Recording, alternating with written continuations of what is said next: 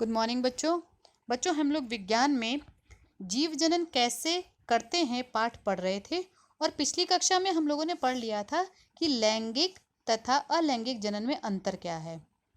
Detail में पढ़ा था हम लोगों ने और ये पढ़ा था कि पुष्पीय पौधों में लैंगिक जनन कैसे होता है।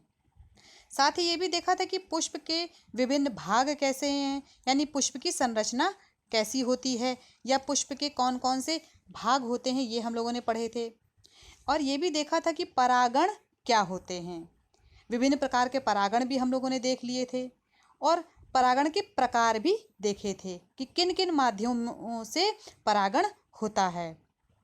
आज हम लोग पढ़ेंगे बच्चों निषेचन, यानी किस प्रकार जो है नर व मादा युग्मक आपस में संलयन करते हैं और उससे क्या होता है।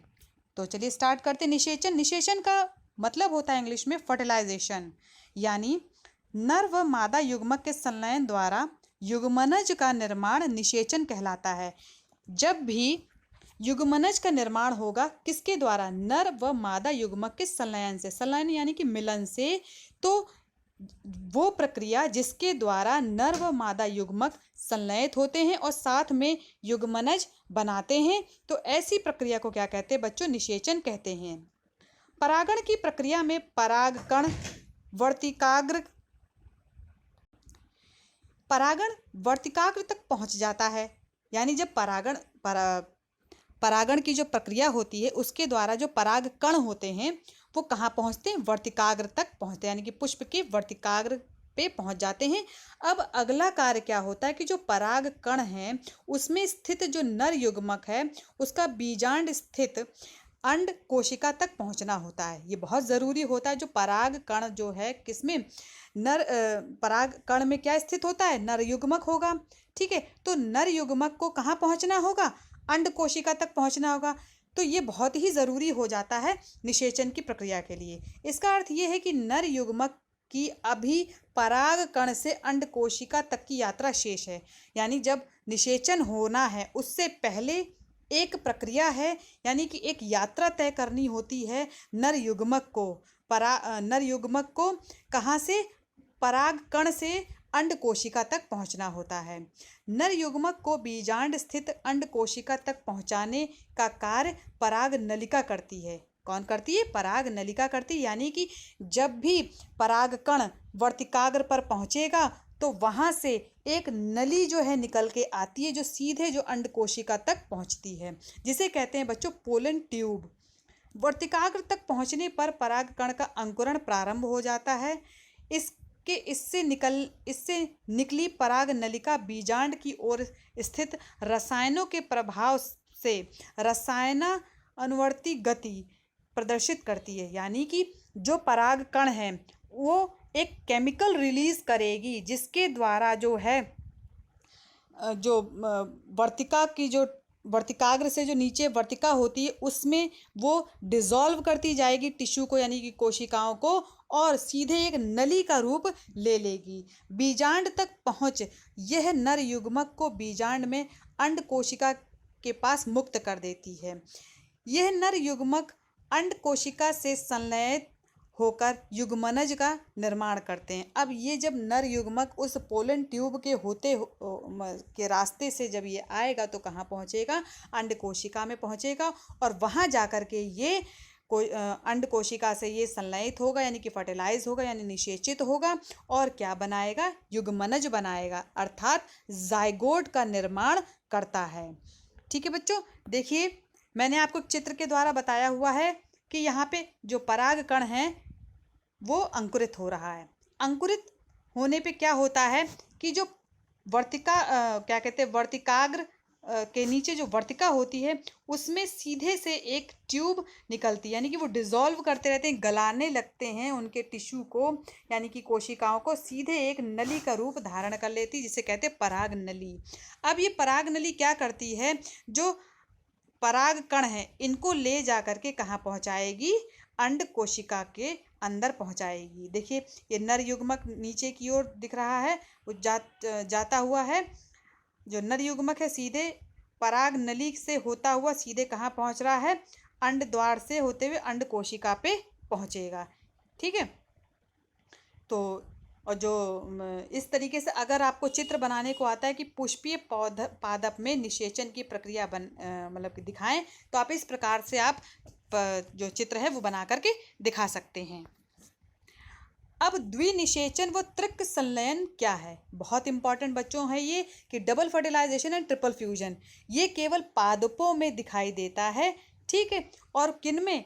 केवल एंजियोस्पर्म में, यानी कि पुष्पी पौधों में। तो देखते हैं कि निषेचन के दौरान पराग नलिका का बीजांड से बीजांड द्वार द्वारा प्रवेश होता है, ठीक। निषेचन के दौरान क्या होगा? पराग नलिका जो है वो बीजांड में बीजांड द्वार द्वारा प्रवेश करेगी। यहाँ पराग नलिका दोनों नर युग्मकों को मुक्त कर देती है, ठीक। यानी एक पराग कण में कितने नर युग्मक बन रहे हैं? 2 नर युग्मक बन रहे हैं। और ये कहाँ पे इनको ले जा करके छोड़ देती है? ये छोड़ देगी बीजांड द्वार पे, ठीक है। इनमें से एक नर युग्मक यानी कि जो मेल गैमेट है वो अंड कोशिका से संलयित होकर युग्मनज बना देगा। जो नर युग्मक 2 बने थे उनमें से एक क्या होगा? जा करके एक अंड कोशिका के से मिल करके एक जायगोट का निर्माण करेगा, या फिर इससे कहें कि युग्मनज का निर्माण करेगा। इसे सत्य निषेचन कहते हैं, कि ट्रू फर्टिलाइजेशन हो रहा है, क्योंकि एक्चुअल में जो नर युग्मक है और जो मादा युग्मक है उनके बीच में मिलन हो रहा है, एक्चुअल मिलन हो रहा है। तो ऐसे निषेचन को क्या कह रहे हैं? ट्रू फर्टिलाइजेशन या सत्य निषेचन कह रहे हैं। दूसरा जो नर युग्मक है बच्चों, दूसरा नर युग्मक द्वितीय केंद्रक से संयुग्मित होकर त्रिगुणित भ्रूण पोष केंद्रक बनाता है।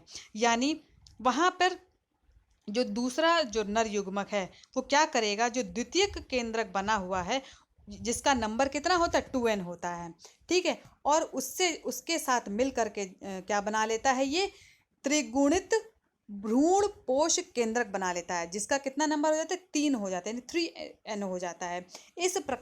इस प्रक्रिया को बच्चों त्रिक संलयन कहते हैं, यानी कि ट्रिपल फ्यूजन कहेंगे, क्योंकि इसमें 3 अगुणित केंद्रकों का संलयन हो रहा है। कितने? 3 अगुणित केंद्रकों का संलयन हो रहा है। इस प्रकार आवृत्तबीजी पादपों के लैंगिक जनन में द्विनिषेचन तथा त्रिक संलयन 2 अति महत्वपूर्ण प्रक्रियाएं होती हैं। कहाँ होंगी? जो आवर्तबीजी में, जैसे कि मैंने अभी आपको बताया एंजियोस्पर्म में, यानी कि आवर्तबीजी पादपों में जो लैंगिक जनन होगा उनमें जो द्विनिषेचन तथा त्रिक संलयन जो है, यानी कि ट्रिपल फ्यूजन और डबल फर्टिलाइजेशन जो है, बहुत ही इंपॉर्टेंट प्रक्रिया है, ठीक है। अब देखेंगे कि निषेचन के पश्चात जब नर युग्मक और मादा युग्मक के बीच में निषेचन हो जाता है, उसके बाद जो उनमें जो परिवर्तन होगा वो क्या होगा? देखेंगे कि निषेचन के पश्चात मुख्यतः निम्न परिवर्तन होते हैं। क्या क्या होते हैं? जो पुष्प के जो बाह्य दल होंगे, जिन्हें आप कैलेक्स कहते हैं, जिसके ग्रुप को आप कैलेक्स कहेंगे, प्रायः मुरझाकर गिर जाते हैं, जो हरे रंग के होते हैं बच्चों। परंतु कई पादपों में चिरलग्न होते हैं, यानी कि वो लगे रहते हैं। जैसे कि टमाटर आपने देखा होगा तो ऊपर हरी हरी जो है वो आपको पत्तियां छोटी छोटी दिखाई देती है टमाटर के ऊपर, बैगन के ऊपर भी रहती हैं। ये क्या है? ये उनमें लगी रहती हैं, ठीक है। दूसरा आता है बच्चों दल। तो पुंकेसर वर्तिकाग्र एवं वर्तिका मुरझाकर गिर जाते हैं। ये जो दल होते हैं, जो आप कलर्ड फूल होते हैं, कहें कि रंगीन होते हैं, जैसे कि गुलाब की लाल पंखुड़ियाँ हो गई, है ना। तो इस तरीके से बच्चों ये जो पेटल्स होंगे, जो पुंकेसर होंगे, साथ में वर्तिकाग्र होगा, वर्तिका जो होंगे, ये सब जो क्या है मुरझा करके सूख करके गिर जाएंगे। दूसरा है बच्चों तीसरा ओवरी में क्या होता है? जो ओवरी है यानी अंडाशय फल में तथा अंडाशय भित्ति फल भित्ति में बदल जाती है। जो अंडाशय की जो भित्ति होती है यानी कि जो ओवरी वॉल होती है वो किस में बदल जाती है? पेरिकार्प में, यानी कि फल की भित्ति में बदल जाती है। कभी आपने फल के ऊपर के छीलन देखा? जैसे सेब को अगर आप छीलोगे तो जिसका जो छिलका होता है वो क्या कहलाता है बच्चों? पेरिकार्प कहलाता है, ठीक है। और जो ओवरी होती है यानी जो अंडाशय होता है वो किस में बदल जाता है? फल में बदल जाता है।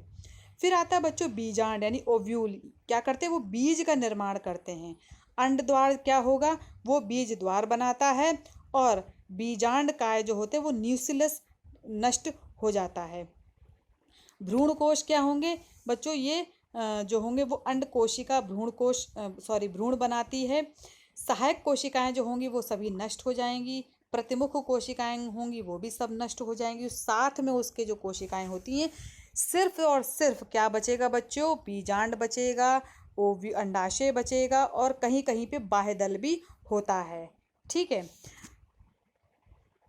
द्वितीयक केंद्रक यानी कि भ्रूण पोष बनाता है, जो भ्रूण के परिवर्धन के समय भ्रूण के पोषण के काम आता है, यानी कि उसको न्यूट्रिशन देता है। भ्रूण पोष के कारण भ्रूण का उचित परिवर्धन होता है और अच्छे व स्वस्थ बीज बनते हैं। तो इस तरीके से बच्चों परिवर्तन होता है निषेचन के बाद। जो फल होते हैं उनका पूरी तरीके से चेंजमेंट हो जाता है। अब देखेंगे बीज का निर्माण जो है वो जब क्या कहते हैं फल बनेगा, फल के अंदर बीज भी बनते, तो बीज का निर्माण के क्या महत्व है वो देखेंगे। तो significance of the seed formation, बीज नन्हे होते हैं, कोमल भ्रूण की सुरक्षा करते हैं। क्या करेंगे, भ्रूण जो होगा यानी कि एम्ब्रियो जो होगा अंदर उसकी वो सुरक्षा करते हैं। इसके बीजावरण प्रतिकूल पर्यावरणीय परिस्थितियों से भ्रूण की रक्षा करता है। यानी जैसे कोई ऐसा एनवायरनमेंट है यानी कि जो पर्यावरण है जो बीज के लिए अनुकूलित नहीं, उसके लिए सही नहीं है, तो ऐसी दशा में वो जो बीज का जो कवरिंग होती है वो उसकी सुरक्षा करती है भ्रूण की, जो अंदर उसके बंद है। जैसे आप चना लेते हैं, जो सूखा चना होता है उसके चारों तरफ आपने देखा होगा ना कि ब्राउन कलर की जो कवरिंग होती है ये बीजावरण होता है। और अंदर आपने देखा होगा जब तोड़ के देखा होगा तो 2 कोटिलेडन होते हैं उनमें, तो वो भ्रूण होते हैं बच्चों। ठीक है, तो उनका कौन सुरक्षा उनको प्रदान कर रहा है, वो कर रहा है बीजावरण करता है। बीज पौधों के वितरण में सहायक होते हैं, यानी जब आप बीजों को एक जगह से दूसरी जगह आप फेंक देंगे या आप वितरित करेंगे तो क्या होगा, इसमें पौधे भी जो हैं वे अलग अलग वैरायटी के वो भी वितरित हो जाते हैं अलग अलग जगहों में। बीज में उपस्थित खाद्य पदार्थ बीज के अंकुरण भ्रूण की वृद्धि में सहायक होते हैं। यानी जो बीज में जो उपस्थित खाद्य पदार्थ है वो क्या करता है, बीज के अंकुरण में उसको सहायता देता है और भ्रूण जो होता है एम्ब्रियो उसके वृद्धि यानी बढ़ने में उसकी मदद करता है।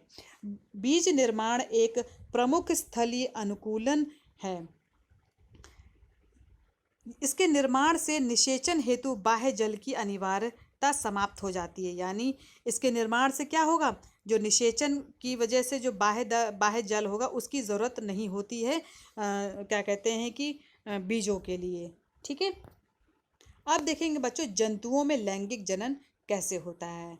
तो उससे पहले देखेंगे कि कौन कौन से लैंगिक जनन होते हैं जंतुओं में। तो जंतुओं में लैंगिक जनन की मुख्य जो लैंगिक जनन होता है बहुत ही मुख्य होता है। युग्मकों के निर्माण के आधार पर जंतुओं को हम लोगों ने निम्न प्रकार से वर्गीकृत कर सकते हैं। पहला है बच्चों द्विलिंगी। जिन जंतुओं के शरीर में दोनों प्रकार के युग्मकों का निर्माण होता है उन्हें द्विलिंगी कहते हैं, जैसे केचुआ और जोंक। हर्माफ्रोडाइट यानी कि एक ही शरीर में एक जंतु के शरीर में दोनों जो युग्मक उपस्थित हों, जैसे नर युग्मक भी और मादा युग्मक दोनों एक ही शरीर में उपस्थित हों, ऐसे जंतुओं को क्या कहते हैं, द्विलिंगी कहेंगे या फिर बाइसेक्सुअल कहेंगे या फिर कहेंगे हर्माफ्रोडाइट कहेंगे। उदाहरण है जैसे केचुआ या जोंक। दूसरा है बच्चों पॉइंट कि जिन जंतुओं में नर और मादा युग्मक अलग अलग शरीरों में बनते हैं उन्हें एक लिंगी कहते हैं यानी यूनिसेक्सुअल कहते हैं। जब जंतुओं को नर एवं मादा लिंग के रूप में उनके दैहिक लक्षणों के आधार पर पहचाना जा सकता है तो जीवों के इस गुणों को जीवों में लैंगिक द्विरूपता कहते हैं। यानी ऐसे जीव हैं जैसे मनुष्यों में है नर अलग है मादा अलग है, उनके दैहिक लक्षणों को आप देख के बता सकते हैं कि कौन सा नर है कौन से मादा है।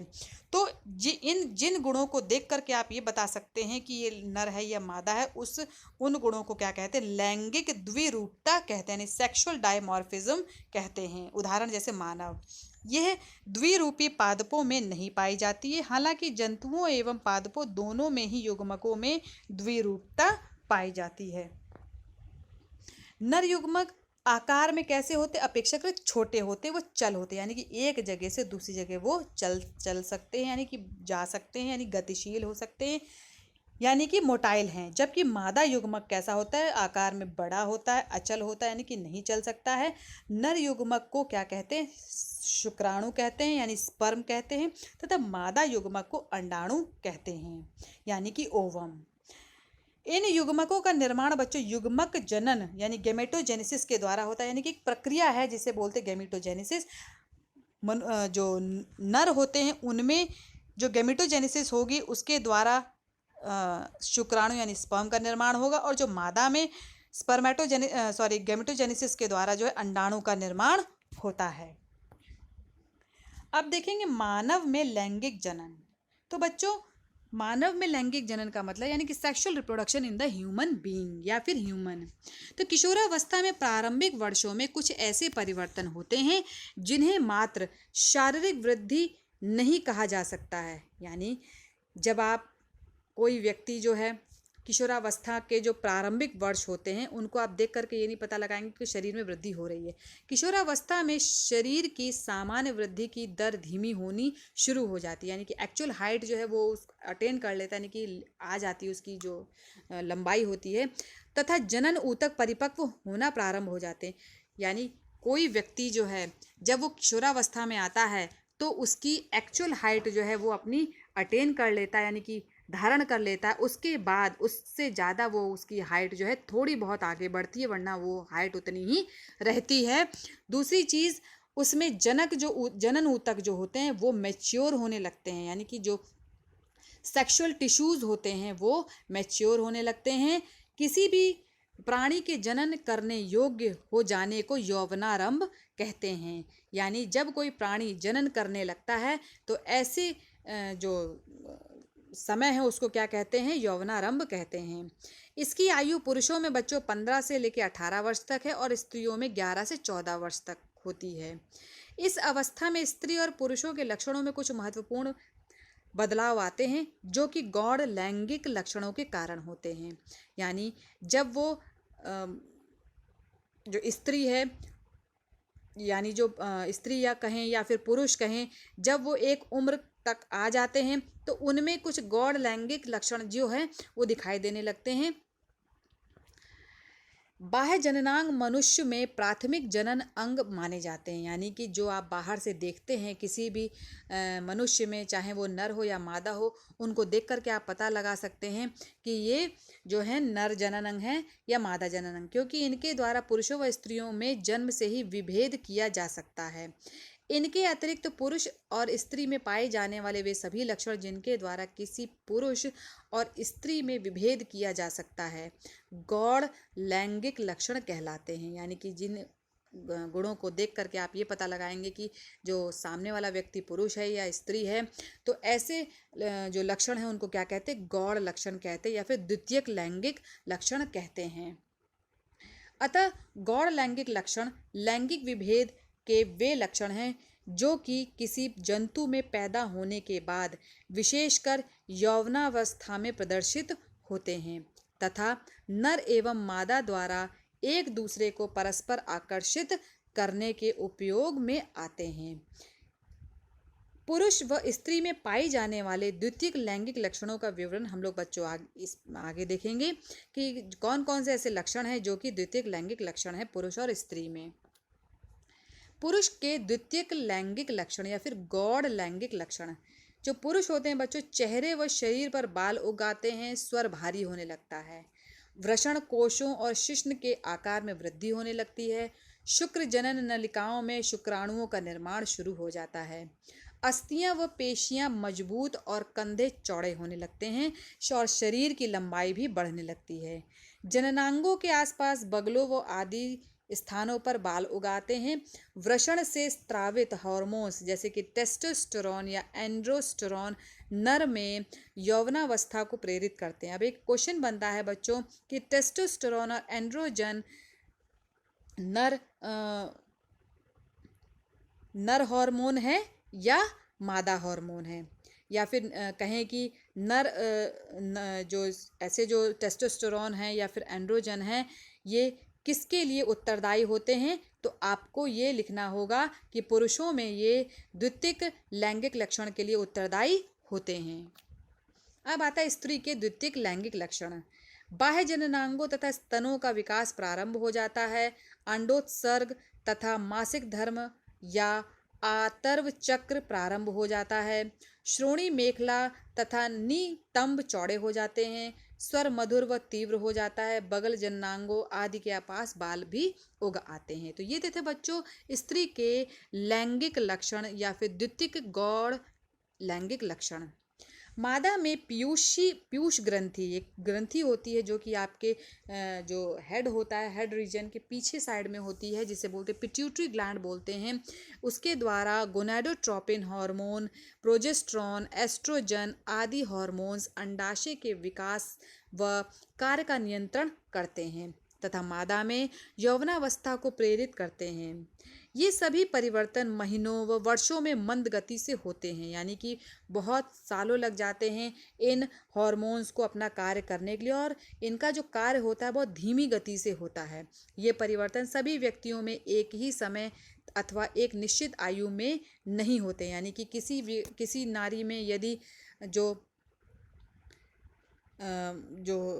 ये इनका जो बनना है या फिर कहें इनका जो स्त्रावण होना, इनका जो स्त्रावित होना है, किसी नारी में पहले समय मतलब जल्दी हो जाएगा, आयु के जल्दी काल में हो जाएगा, और किसी में बाद में होगा। कुछ व्यक्तियों में ये परिवर्तन कम आयु में तथा तीव्र होते हैं, जबकि अन्य में क्या होता है, अत्यंत मंद गति से होते हैं बच्चों। तो ये तो था गौड़ लैंगिक जनन मनुष्य में। अब देखेंगे नर जनन तंत्र या फिर मेल रिप्रोडक्टिव सिस्टम। जनन को सफलतापूर्वक संपन्न करने के लिए बच्चों नर में नर जनन तंत्र होता है, और जिसके कार्य बच्चों निम्नलिखित होते हैं, जिसके कार्य जो हैं बहुत ही आवश्यक होते हैं।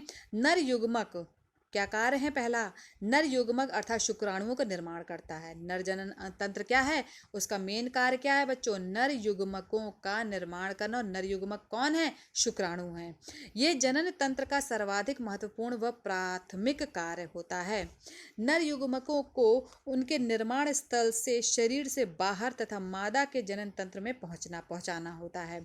ठीक है, तो ये मेल रिप्रोडक्टिव जो सिस्टम होता है ये बहुत ही इंपॉर्टेंट होता है for the reproduction in human being. शुक्राणुओं की गति व पोषण हेतु तरल माध्यम का निर्माण करते हैं। नर मनुष्य का जनन तंत्र यह भी कार्य सुगमता पूर्वक करने हेतु पूर्णतः अनुकूलित होता है। इन कार्यों को संपन्न करने हेतु नर जनन तंत्र में निम्नलिखित भाग होते हैं, जैसे कि प्राथमिक जनन अंग यानी वृषण, नलिका तंत्र व सहायक ग्रंथियां। यानी जो नर जनन तंत्र होता है उसमें दो भाग होते हैं, एक तो प्राथमिक जनन अंग जो कि मेन है, कौन सा? वृषण है, और दूसरा होते हैं बहुत सारी नलिकाएं होती हैं जो कि उसका साथ देती हैं, जैसे कि नलिका तंत्र होते हैं, और ग्रंथियां भी उसकी सहायता करती हैं। जो प्राथमिक जनन होता है बच्चों नर में, वो होता है एक जोड़ी वृषण मनुष्य में प्राथमिक जनन अंग के रूप में बच्चों कार्य करते हैं। इनका जो कार्य है नर युग्मकों यानी कि शुक्राणुओं का निर्माण करना है। शुक्राणु निर्माण के साथ वृषण नर लिंग हार्मोन टेस्टोस्टेरोन का भी उत्पादन करते हैं। जो टेस्टोस्टेरोन होते हैं बच्चों, ये हार्मोन शुक्राणु निर्माण में सहायक होते हैं तथा द्वितीयक लैंगिक लक्षणों के विकास में नियंत्रण करते हैं, जैसे कि दाढ़ी बढ़ना, आवाज का भारी होना, कंधे चौड़े होना। ठीक है, तो ये सभी जो है क्या है? द्वितीयक लैंगिक लक्षण है जो किसकी सहायता से विकास करते हैं? टेस्टोस्टेरोन हार्मोन की सहायता से आगे बढ़ते हैं। वृषण उदर गुहा से बाहर वृषण कोश में स्थित होता है। कहाँ? स्क्रोटम में स्थित होता है। शुक्राणुओं का निर्माण यौवनारंभ में से प्रारंभ हो जाता है। शुक्राणुओं के निर्माण हेतु शरीर के सामान्य ताप से 2 से 3 डिग्री कम ताप की आवश्यकता होती है। यानी कि जब भी शुक्राणु का निर्माण होगा तो जो मनुष्य का जो शारीरिक जो तापमान होता है वो होता है 37 डिग्री सेल्सियस होता है, लेकिन जो शुक्राणुओं के निर्माण की जो तापमान की जो आवश्यकता होती है वो है 2 से 3 डिग्री कम हो, यानी कि 37, यानी कि आप कहें कि 34 डिग्री सेल्सियस तक उसे ज़रूरत होती है उसके निर्माण के लिए। ठीक है, अगर वो 37 डिग्री सेल्सियस पे इसका निर्माण होगा तो वो मर जाएंगे। वृषण कोश चूंकि उदर गुहा से बाहर स्थित होते, अतः इनका तापमान जो है शरीर के सामान्य ताप से कम होता है। फलस्वरूप क्या होगा? शुक्राणुओं का उत्पादन सफलतापूर्वक हो जाएगा। एक ही इंपॉर्टेंट क्वेश्चन बनता है बच्चों, मेडिकल का भी क्वेश्चन है कि शुक्राणुओं का जो निर्माण है वो उसमें जो तापमान है किस तापमान की आवश्यकता होती है। ठीक है, या फिर ये कहें कि जो वृषण हैं वो वृषण कोश में क्यों स्थित होते हैं। अब आता है बच्चों मादा जनन तंत्र। तो जनन की सफलता हेतु स्त्री को निम्नलिखित कार्य संपन्न करना आवश्यक हो जाते हैं, जैसे मादा युग्मकों का निर्माण करना। ठीक है, मादा युग्मक कौन सा? अंड कोशिका। अंड कोशिका को निषेचन स्थल तक ले जाना। ठीक, निषेचन के बाद बच्चों भ्रूण को धारण करना, यानी कि जब फर्टिलाइजेशन होता है तो एम्ब्रियो को जहाँ पे एम्ब्रियो को फिक्स करना तथा उसका विकास में सहायता देना। फिर शिशु का जन्म तथा उसका प्रारंभिक पोषण देना भी किसका कार्य है? ये मादा जनन अंग का कार्य है। मानव प्रजनन में एक स्त्री अधिक जिम्मेदारियों का वहन करती है। अधिक कार्य संपन्न करने के कारण मादा जनन तंत्र भी अपेक्षाकृत जटिल होते हैं। जैसे मादा में प्राथमिक जनन अंग होता है जो है एक जोड़ा अंडाशय। बच्चों यह मादा जनन तंत्र का सर्वाधिक महत्वपूर्ण भाग है, जो मादा युग्मक का निर्माण करते हैं। किसका निर्माण करेंगे? मादा युग्मक, यानी कि अंड कोशिका का निर्माण करेंगे। मनुष्य में 2 अंडाशय होते हैं जो उदर गुहा के पृष्ठ भाग में वृक्कों के निकट पाए जाते हैं। उदर पृष्ठ भाग यानी कि पीछे की ओर, उदर गुहा के पीछे की ओर रहते हैं। प्रत्येक अंडाशय अंडाकार संरचना है, यानी कि उसका जो संरचना कैसी अंडाकार होती है। मादा युग्मक के अतिरिक्त अंडाशय मादा लिंग हार्मोन यानी एस्ट्रोजन और प्रोजेस्टेरोन निर्माण का कार्य भी करती है। ठीक है, एस्ट्रोजन क्या होता है? बच्चियों में लैंगिक लक्षणों का विकास हेतु उत्तरदायी होते हैं, जैसे कि ब्रेस्ट का निर्माण करना यानी स्तनों का निर्माण करना, और आवाज़ का मधुर होना। ठीक है, तो ये सभी जो क्या हैं, ये द्वितीयक लैंगिक लक्षण हैं मादा में। एक स्त्री में उसके जन्म के समय से ही हजारों अपरिपक्व अंड कोशिकाएं बनती हैं, यानी कि जब किसी बच्ची का जन्म होता है तो जन्म के समय से ही बहुत सारे हजारों जो हैं अंड कोशिकाएं बन जाती हैं, और यौवनारंभ के प्रारंभ होने पर पुट्टिकाओं से घिरी इन अंड कोशिकाओं का विकास प्रारंभ हो जाता है, और जब जन्म हो जाता है उसके बाद इनका विकास होता है। बाद में अंडाशय में प्रति माह एक अंड कोशिका परिपक्व होती है, और हर महीने में जब मासिक चक्र होता है तो उसमें एक अंड कोशिका जो है वो मैच्योर होगी। यह अंड कोशिका अंडोत्सर्ग प्रक्रिया यानी कि मासिक प्रक्रिया के द्वारा अंडाशय से मुक्त हो जाती है। तो ये तो था बच्चों प्राइमरी सेक्स ऑर्गन या फिर कहें कि प्राथमिक जनन अंग। अब देखेंगे कि जनन स्वास्थ्य क्या है, यानी रिप्रोडक्टिव हेल्थ क्या है। तो WHO यानी विश्व स्वास्थ्य संगठन के अनुसार बच्चों प्रजनन के सभी पहलुओं जैसे शारीरिक, भावात्मक, व्यवहारगत व सामाजिक की पूर्ण कुशलता की स्थिति ही जनन स्वास्थ्य कहलाती है। तो ये बच्चों एक बहुत इम्पॉर्टेंट परिभाषा है जनन स्वास्थ्य की, जो कि WHO ने दी है। उसके अनुसार क्या है? प्रजनन के सभी पहलुओं को, सभी पहलू कौन कौन से? एक तो शारीरिक, मेन तो शारीरिक शरीर ही है। दूसरा भावात्मक, यानी कि मनुष्य वो उस जो जीव है जब वो जनन कर रहा है उस समय उसकी मन में भावनाएं कौन सी उत्पन्न हो रही है, कैसा वो व्यवहार करता है और समाज के प्रति उसका कैसा व्यवहार है, ये सभी उत्तरदायी होते हैं जनन स्वास्थ्य के लिए। ठीक है, भारत में जनन स्वास्थ्य संबंधी समस्याएं बच्चों बहुत सारी हैं। जैसे लोगों को हमारा जो समाज है ज़्यादातर अशिक्षित है, बाल विवाह होता है यहाँ पर, कम उम्र में गर्भ धारण कर लेती हैं बच्चियाँ, यौन शिक्षा की कमी है, यानी कि लोगों को यौन शिक्षा नहीं दी जाती है, व यौन संबंधी रोगों की जानकारी भी नहीं दी जाती है। बहुत मुख्य कारण है जो कि हमारे भारत में जन स्वास्थ्य संबंधी समस्याएं हैं, और इसके कारण जो है कई समस्याएं और भी उत्पन्न होने लगती हैं हमारे भारत में। सरकार ने बच्चों सन 1951 में परिवार नियोजन के नाम से जन स्वास्थ्य की राष्ट्र कार्य योजना का प्रारंभ किया था, जिसे बच्चों परिवार कल्याण कहते हैं, यानी कि फैमिली वेलफेयर कहते हैं। इसका उद्देश्य क्या था बच्चों? मेन उद्देश्य क्या है परिवार कल्याण का? कि जनन संबंधी पहलुओं की जानकारी प्रदान करना, यानी कि लोगों को हमें को ये पता है कि हमारा जो समाज है ज़्यादातर ये अशिक्षित है, तो इसके लिए हमें सबसे पहले क्या करना था फैमिली प्लानिंग के लिए, या सॉरी फैमिली वेलफेयर के लिए, कि जो लोग हैं उनको जनन के संबंधी विभिन्न जानकारियाँ देना, यौन शिक्षा उपलब्ध कराना, गर्भवती महिलाओं को प्रसव व शिशु पालन संबंधी ज्ञान देना, कि जब महिला गर्भवती होती है और उसके बाद जब प्रसव होता है यानी कि वो बच्चे को जन्म देती है, किस प्रकार उसे जन्म के बाद जो समस्याएं हैं उसको जो वो झेलती है महिला, उसको उससे उसका निवारण कराना है, गर्भ निरोधक विधियों का ज्ञान देना है, छोटे परिवार का महत्व बताना है कि अगर छोटा परिवार होगा तो मतलब उसका महत्व क्या है। जो हमारी सरकार है उसका जो स्लोगन था कि हम दो हमारे दो, यही स्लोगन जो है हमारी समाज को बताना है कि जितना छोटा परिवार होगा उतना ही वो सुखी परिवार होगा। एक ही समय में एक ही क्षेत्र में रहने वाले एक ही जाति के जीवों के समूह को जनसंख्या कहते हैं। अब एक क्वेश्चन बनता है कि जनसंख्या क्या है। तो बच्चों एक ही समय में यानी कि अगर हम आज का समय लें तो एक ही समय में एक क्षेत्र में यानी कि हम बरेली का अगर हम देखें और एक ही जाति के जीवों के समूह को यानी कि अगर मनुष्य की जाति देखते हैं तो जाति के समूहों को हम जनसंख्या कहते हैं, या फिर इसको समष्टि समष्टि कहते हैं।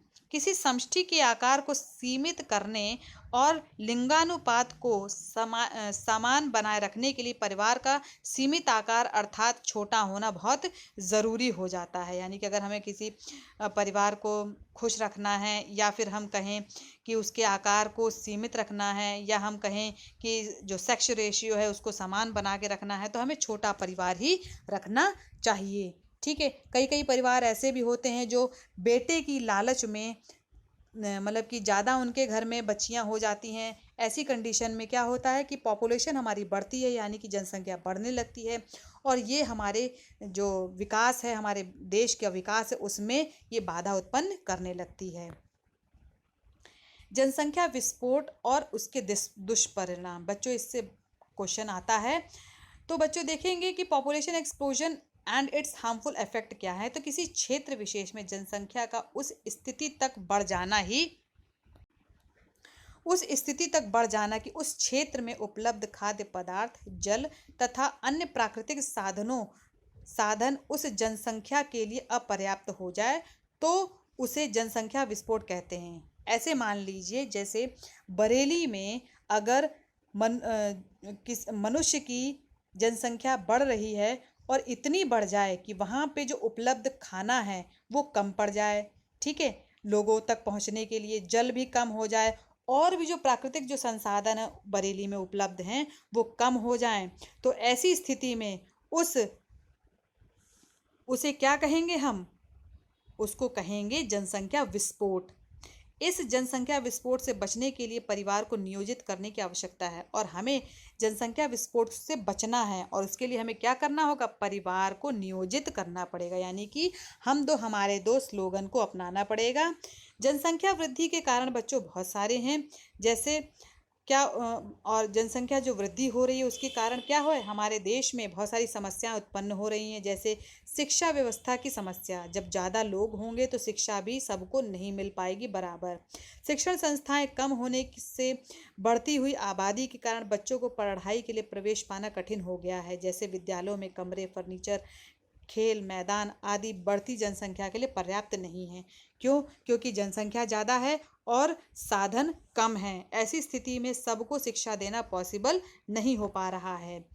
दूसरा है रोजगार की समस्या है। जब ज़्यादा जनसंख्या होगी तो ज़्यादा लोगों को रोजगार चाहिए। जब ज़्यादा लोगों को रोजगार चाहिए तो क्या कहते हैं, सरकार उतनी रोजगार उपलब्ध नहीं करा पाती है, जिससे क्या होता है, बेरोजगारी की समस्या बढ़ने लगती है। तीसरा है खाद्य आपूर्ति की समस्या। जब जनसंख्या ज़्यादा होगी तो क्या होगा, खाद्यान्न का जो उत्पादन है वो कम है, जिसके कारण क्या होता है, लोगों को खाद्य सामग्री जो है कम मिलती है और बच्चे जो है कुपोषण के शिकार हो जाते हैं। चौथा है बच्चों स्वास्थ्य एवं चिकित्सा सेवा समस्या। परिवार में बच्चे अधिक होने से माँ का स्वास्थ्य खराब हो जाता है। क्या होता है, जिस परिवार में अगर बच्चे ज़्यादा हो रहे हैं तो जो माँ बच्चों को जन्म दे रही है, उस पहली बात तो उसका स्वास्थ्य भी बहुत ही खराब रहेगा, दयनीय स्थिति की रहेगी, जिससे बच्चों की जो है उचित देखभाल नहीं वो कर पाएगी और वो बीमार भी रहने लगेगी। साथ ही अगर माँ बीमार रहेगी तो बच्चे ऑटोमेटिकली बीमार रहेंगे। हमारे देश में अस्पतालों की संख्या कम होने के साथ साथ उनमें पर्याप्त औषधियाँ भी उपलब्ध नहीं हो पाती हैं। आजकल आपने देख ही लिया है कि जो कोरोना काल में मरीज ज़्यादा हो रहे थे, हॉस्पिटल कम है, ऑक्सीजन की सप्लाई नहीं मिल पा रही थी, लोग तो क्या हो रहा था, लोग अपने आप ही मर रहे थे। ठीक है, क्यों? दवाइयाँ नहीं मिल पा रही हैं, बेड नहीं मिल पा रहे हैं। ठीक है, तो ऐसी स्थिति में क्या है, स्वास्थ्य और चिकित्सा की समस्या भी होने लगती है अगर ज़्यादा पॉपुलेशन है।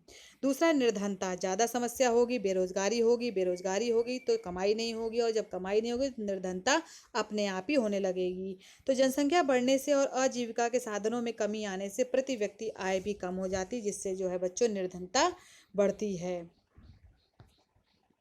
अब देखेंगे कुछ ऐसे रोग हैं जो कि यौन जनित रोग हैं, जैसे कि सेक्सुअली ट्रांसमिटेड डिजीज, जिससे कहेंगे STDs। वे संक्रामक रोग जो किसी संक्रमित व्यक्ति से स्वस्थ व्यक्ति तक लैंगिक संपर्क से संचारित होते हैं, वो उन्हें क्या कहते हैं, यौन संचारित रोग कहते हैं। जैसे मनुष्य में मुख्य यौन संचारित रोग हैं, जैसे वायरस जन्य रोग, जैसे एड्स, बहुत नाम सुना है आपने, एड्स, लैंगिक मस्से, जननिक हर्पीज।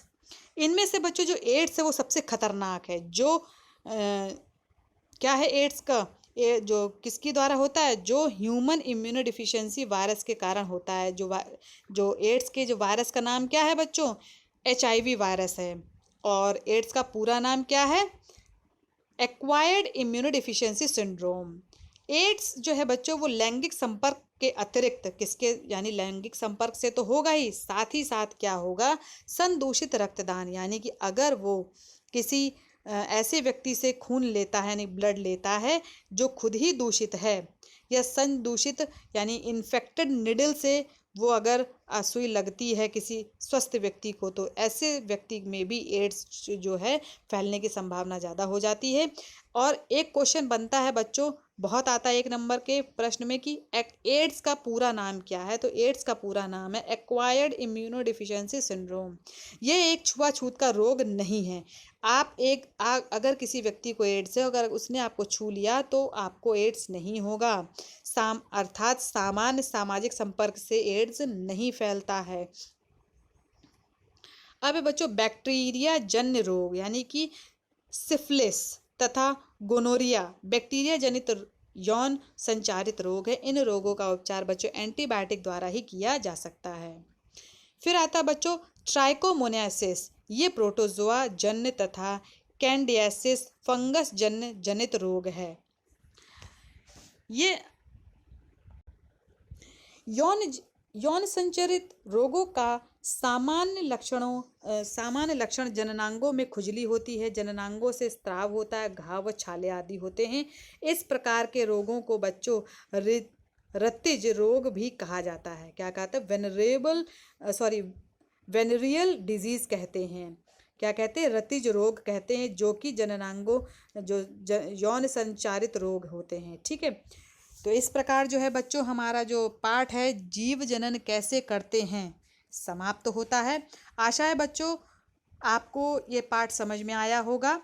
अगर आपको किसी भी टॉपिक में कोई भी शब्द समझने में प्रॉब्लम हो रही है तो आप हमसे पूछ सकते हैं। साथ ही बच्चों आप लोगों को नोट्स बना करके ग्रुप में लिख डालना है। ठीक है, धन्यवाद बच्चों आज की कक्षा के लिए।